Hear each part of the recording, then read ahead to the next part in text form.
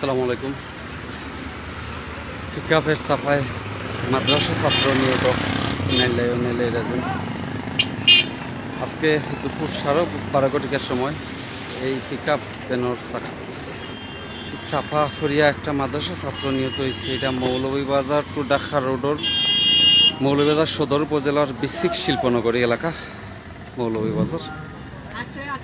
এই ছেলেটা এই এলাকারই নবম শ্রেণীর একটা ছাত্র।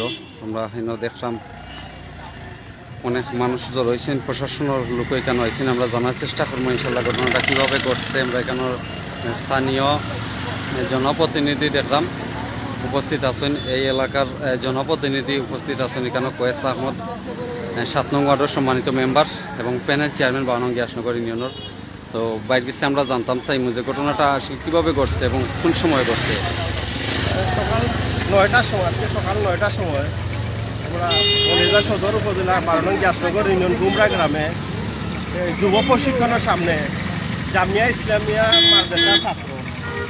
মাদ্রাসা যাওয়ার পথে রাস্তার সাইডে দিয়ে আটকে যাওয়া অবস্থায় 4টা গাড়ি বাবলিং করে আইয়া একবারে রাস্তার সাইডে গিয়া তার ছাত্ররে মারিয়া নিচে পড়ার পরে এলাকার জনতায় ড্রাইভারটা আটক করছে। আটক করার পরে ড্রাইভারটা পুলিশের কাছে হস্তান্তর করা হয়েছে।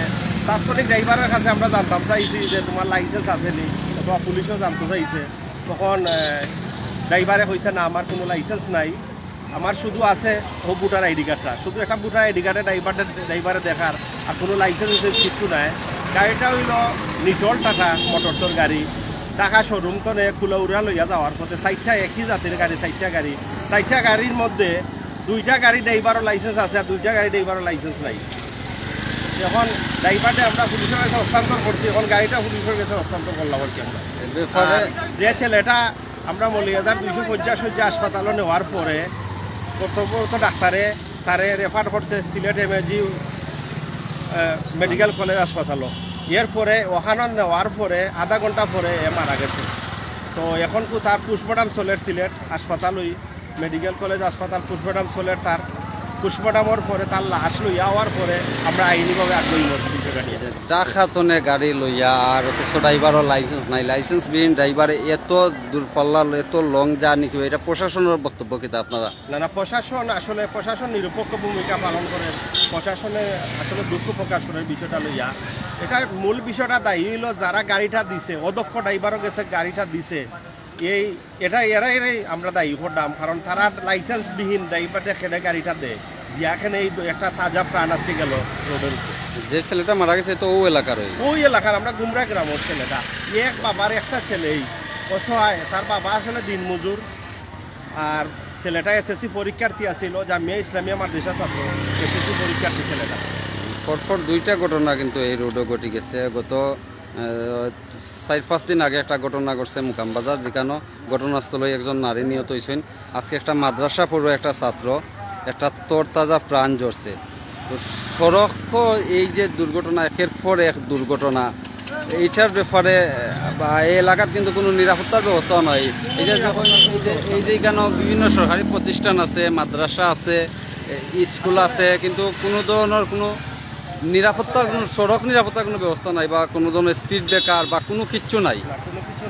যখন আমার যে ওয়ার্ডটা 7 নং ওয়ার্ড গ্যাসনগর ইউনিয়ন 7 নং ওয়ার্ড, পুলিশ লাইন, যুব প্রশিক্ষণ কেন্দ্র, জেল রাডার, জেল রাডার, সমবায় ইনস্টিটিউট, দরিয়া, সব সরকারি জেলা প্রতিষ্ঠানগুলা, কারাগার সব এই আমার ওয়ার্ডের ভিতরে। কিন্তু এত জনবহুল এলাকা, মানুষের যাতায়াতও বেশি, কিন্তু এখানে কোনো স্পিড ব্রেকার নাই, কোনো কিছু নাই। আর গাড়িটা আজকের যে অ্যাক্সিডেন্টটা ঘটলো, এই অ্যাক্সিডেন্টটা 80-র উপরে গাড়ি গতিবেগ আছে। আজকের যে অ্যাক্সিডেন্টটা ড্রাইভারে নিজে স্বীকার উঠতে দিচ্ছে আমরা গেছি। যে আরও কিছু আসলে এখানে যদি অসঙ্গতি আমরা তো শেষ নাই।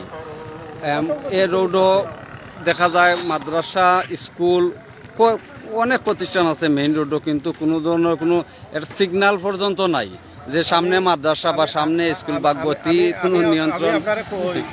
এই যে আমার ওয়ার্ডের ভিতরে জাতির জনক বঙ্গবন্ধু শেখ মুজিবুর রহমান উচ্চ বিদ্যালয়, পুলিশ লাইন মডেল সরকারি প্রাথমিক বিদ্যালয়, জামিয়া ইসলামিয়া মাদ্রাসা, বিসিক শিল্পনগরী, দরিয়া, এই ওয়ার্ডের ভিতরে যত প্রধান জেলার প্রধান যতটা অফিস আছে প্রত্যেকটা অফিসেই আমার ওয়ার্ডের ভিতরে অবস্থান করেন, কিন্তু এই এখানে কোনো স্পিড ব্রেকার নাই, কিছু নাই।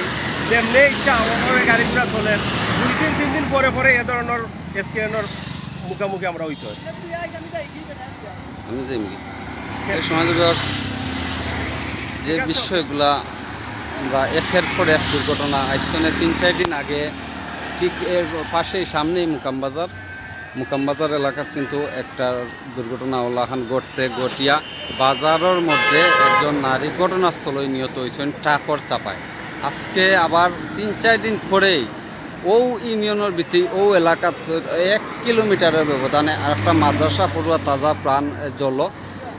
এই পবিত্র রমজান মাসের যেই বাচ্চাটা আজকে ফজরের নামাজ আদায় করছে, ফজরের নামাজ আদায় করিয়া মাদ্রাসার উদ্দেশ্যে বারতনে বারোইছে সকালবেলা ঘুমতনে উঠিয়া যে গাড়িটা অ্যাক্সিডেন্ট করছে, সবচাইতে দুঃখজনক যেটা যে ঢাকার শোরুমতনে 4টা গাড়ি একসাথে, আর অথচ 4টা গাড়ির মাঝে 2টা গাড়ির ড্রাইভারের লাইসেন্স নাই, আর যে ড্রাইভারের দুর্ঘটনা ঘটাইছে তারও লাইসেন্স নাই। লাইসেন্সবিহীন একটা ড্রাইভারে কিভাবে ঢাকাতনে গাড়ি লইয়া মৌলভীবাজার পর্যন্ত পৌঁছে, এটা আমরা আসলে কিতা কইতাম আর কোন বাসায় কোয়া যায়, এটা এই বাসাটাও আসলে তো গিয়া ভাইটাম না যে কিতা কোয়া যায় যে ঢাকাতনে একটা ড্রাইভার কিভাবে মৌলভীবাজার ইয়া পৌঁছে বিনা লাইসেন্সে। তাইলে আমরা প্রশাসন কই, আমরা নিরাপত্তাটা কোন জায়গা? আজকে দেখুকা এই যে একটা তাজা প্রাণ জড়ছে, একটা মাদ্রাসা পড়ুয়া, একটা কমলমতি শিশু কোয়া লাগে, মাত্র ক্লাস 9-এর একটা ছাত্র, যে কিনা প্রাণ হারাইছে সড়ক। এটা আসলে খুবই দুঃখজনক। আর যে ড্রাইভার প্রশাসন আওলাখ রয়েছে, ঘাতক যে গাড়িটা তারে মারিয়া গাড়িটাও পার্শ্ববর্তী খাদও পড়ে গেছিল, এই জায়গাত গাড়িটা উঠাইয়া এখন প্রশাসনে গাড়িটা থানাত লইয়া গেছে। নয়তো আমরা দাবিতে আপো যথাযথ ব্যবস্থা গ্রহণ করা লাগে, কারণ এটা রীতিমতো মার্ডার কোয়া যায়, যেহেতু ড্রাইভার লাইসেন্সবিহীন একটা ড্রাইভার। তো সবচেয়ে দুঃখজনক হইল কি যেটা যে ঢাকাতনে একটা ড্রাইভার বিনা লাইসেন্সে মৌলভীবাজার কিভাবে পৌঁছে, এই বিষয়টা আসলে খুবই দুঃখজনক। আর আমরা যে কতটা আসলে গ্যাপ আছে আমরার মাঝে, আমরা প্রশাসনিক দিকটা আমরা দাবি থাকবো যে এই বিষয়গুলো অন্ততপক্ষে সড়ক নিরাপত্তা, জননিরাপত্তা নিশ্চিত করা হোক। এই বিদায় নিলাম গিয়ে, আর ইনশাল্লাহ তার লাশ রয়েছে সিলেট এমএজি উসমানী মেডিকেলও। আওয়ার পরে হয়তো আমরা একটা লাইভও যাইমো, আপনারা দেখাইমো, বিস্তারিত তথ্য জানাইমো। তো সব ভালো থাকবা, আসসালামু আলাইকুম।